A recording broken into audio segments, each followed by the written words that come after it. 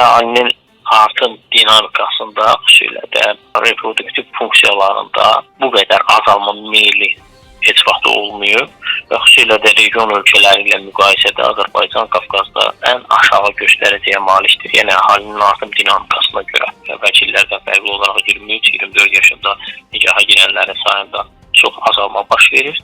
30 və daha yuxarı yaşda olanların sayında isə artım baş verir ki, bu da əhalinin artım dinamikasına mənfi təsir göstərən amillərdən biridir. İkinci bir məsələ boşanmadır ki, bu boşanma məsələsi artıq müxtəlif ölkələrin həyat şəraiti, həyat tərzindən Azərbaycana keçib, xüsusilə də Avropa ölkələrində geniş yayılmış bu statistika qloballaşma şəraitində, xüsusilə də Azərbaycan gənclərinin Avropa dəyərlərini, Avropa mədəniyyətini rahat tez öyrənməsi, onun özü üçün nümunə götürməsi bu kimi halların da yaranmasına səbəb olur.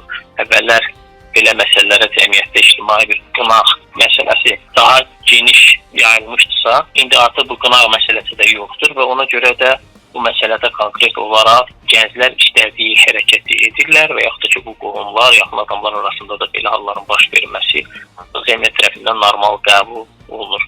Müəyyən qədər problemlərin meydana gəlməsində abort məsələsidir. Bu da selektiv abortlar və yaxud da ki, müəyyən qədər bu tendensiyanın artması, bu da müəyyən qədər təsir göstərən amillərdən biridir. Bu gələcəkdə yeni sosial problemlərin yaranmasına səbəb ola bilər. Xüsusilə də uşaqların sayının azalması bir neçə ildən sonra, 5-6 ildən sonra məktəbə gedən və yaxud da bağçaya gedən uşaqların sayında azalmaya səbəb olacaq. Bu ona gətirib çıxaracaq ki, ölkədə müvafiq olaraq həmin strukturlarda xüsusilə təhsil, tərbiyə prosesini həyata keçirən müəllimlərin ixtisarı məsələsi meydana gələcək.